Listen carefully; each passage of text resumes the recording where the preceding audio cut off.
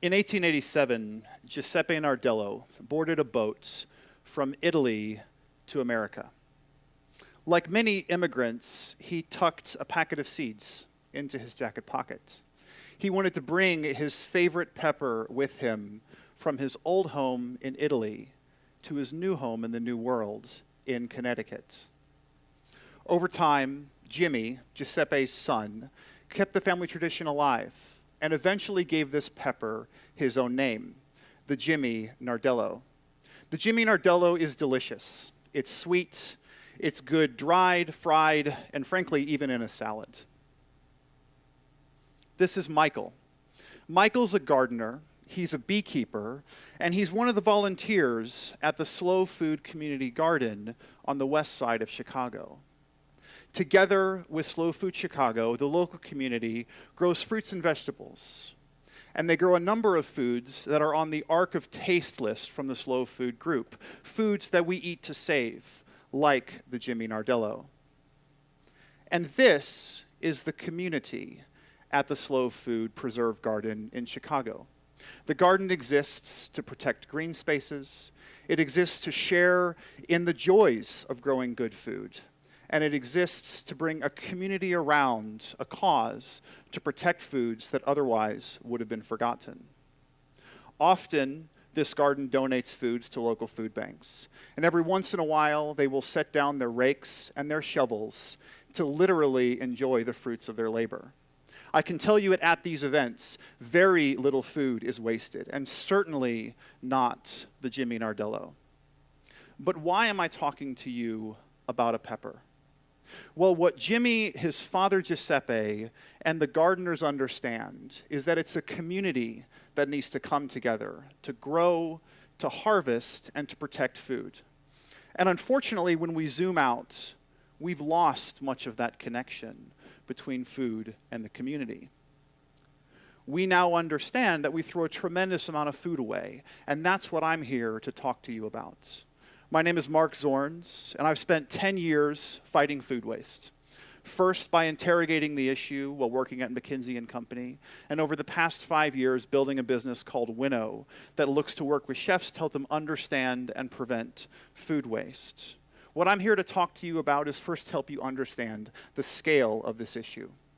I want to help you understand where and why food waste happens, and I want to talk to you about the companies and the governments that are starting to do things about this. I want to share with you the growing community, the movement that's growing, that's actually starting to address this issue. As a civilization, we are perched on top of a food supply chain that supports us. We've managed to harness this to help us grow to nearly 8 billion people around the world. We have amazing systems that take food from the far reaches of the earth and put it right in front of us in a delicious and beautiful form. But unfortunately, beneath the surface, we have a food system that's broken. We've lost the connection between what it takes to make food, and we've lost the connection between the ecosystem that we culture and we harvest. Less than 10 years ago, we actually had no idea how much food we actually waste. What we now understand is that this is one of the biggest priorities we have to fix in our food system. It's one of the biggest challenges we have to address to help solve the issues we have with our environment. We now understand that we throw away nearly 1/3 of all food that we grow away. To put that into perspective, that's about 1.3 billion tons a year that we waste. That's about $1 trillion a year that we throw away each and every year, and it's growing. What that means is that we have to feed a growing population in this world. We may have to increase our output of food by 70% over the next 30 years. And surely if we're going to have to do that, stopping to throw so much food away is a problem that we should prioritize to go after. And I'm not alone in this belief. Drawdown, one of the most comprehensive studies of what we should be doing to solve the issues of climate change, talked to 200 scholars and business leaders to try to quantify and dimensionalize what we can do to solve major problems around our climate. They put reducing food waste as the third most important issue that we have to solve. But what's wild about food waste is that it happens in very different places, depending on where you are in the world. If you're in a low-income part of the world, what you grow is harvested, and what makes it to your house is treasured, and you eat all of it. But unfortunately, because of poor infrastructure and lack of investment, we have systems in these areas where a tremendous amount of food is lost along the way because of poor transport, lack of capability to do adequate storage, and lack of handling. The good news is that in wealthy economies, we have modern supply chains where very little is lost from the farm to the point of consumption. But unfortunately, we throw away a tremendous amount of food that is grown because it doesn't meet our cosmetic standards or because there's a mismatch between supply and demand.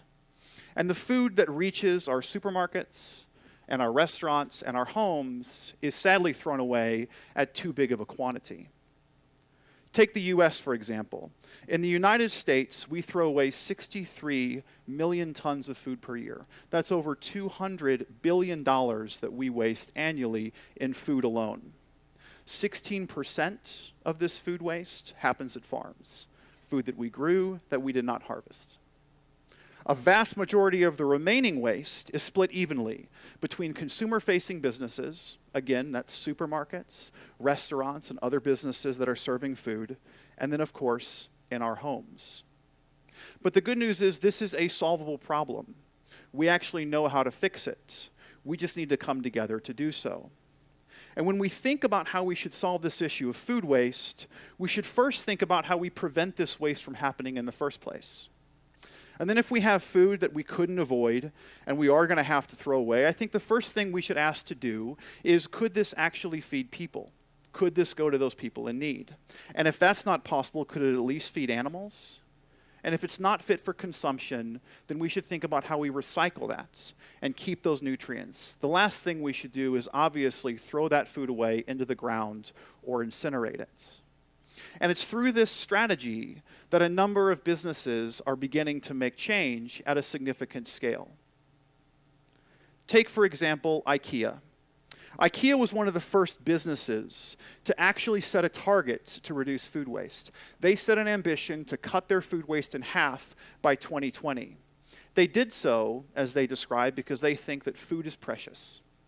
They first start by working to reduce food waste in their kitchens. They talk about what they're doing now in their product catalogs, and they're even looking at how they can have innovations in their kitchen department so that they can take their learnings and translate it into tools people can use in their homes. Then there's Accor Hotels. Accor Hotels is one of the largest hotel chains in the world.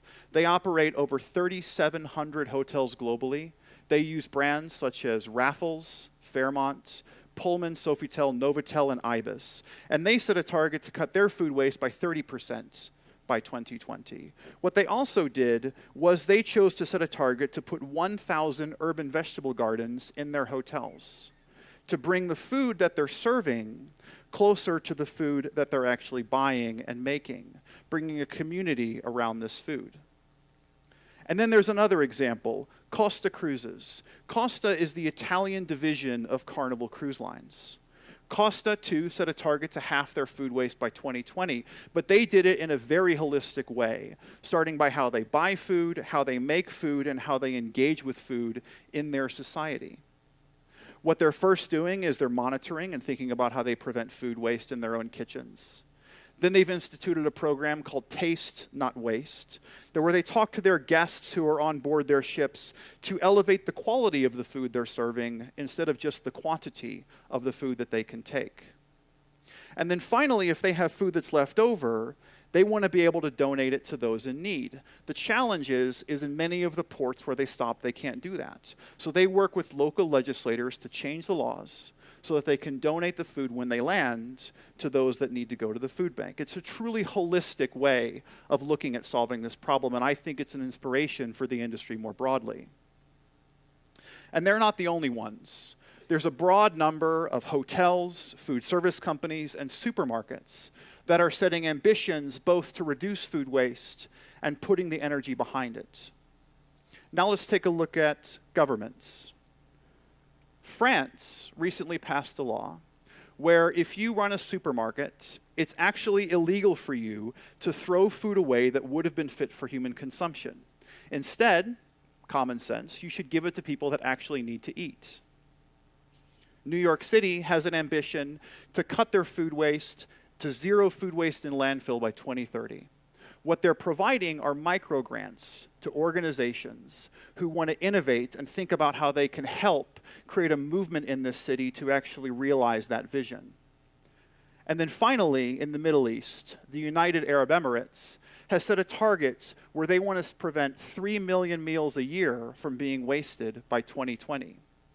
And why wouldn't these businesses and these governments be doing this? It's a win-win. It makes economic sense, it makes environmental sense, and frankly, I believe it makes moral sense. And that's why I founded Winnow. At Winnow, we believe that food is too valuable to waste. We build digital tools that help chefs understand and prevent food waste in their operations. Since being founded 5 years ago, we've been embraced by over 1,000 chefs around the world. We operate in over 30 different countries. And to date, we're now preventing 20 million meals a year from being wasted. To put that into perspective, that's about 1 meal that's no longer wasted every second for the clients that use Winnow. But there's a much bigger problem, and we believe that we're just getting started. We were founded in London. We have an office in Singapore, Shanghai, Dubai, and now right here, our North American headquarters in Iowa City. We're just one of hundreds of entrepreneurs who realize that fighting this food waste challenge is a tremendous opportunity. We're a community that is coalescing to put energy behind this food waste issue because we believe that it can be solved. An issue of this scale is not going to be solved by a single actor alone. It's going to require a community of similar scale and energy to actually address it. And if you are in the business of food, or you have influence over the policy around food, and you are called to action, I invite you to do so now. Now is the time to act. If you're a chef, we believe you have a special role to play. You set the culinary standards for how we think about food as our society.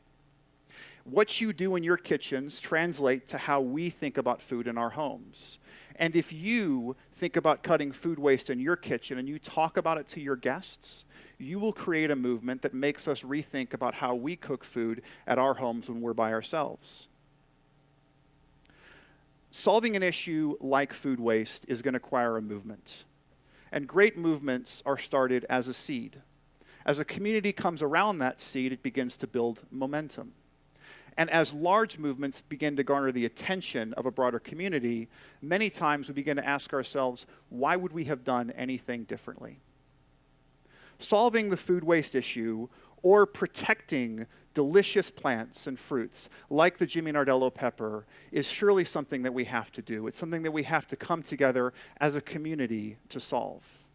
Making our food system both more healthy and more sustainable is a daunting problem. But we got ourselves into this mess, and I truly believe that together we can fix it. And there's no better place to do that than right here and right now. Thank you.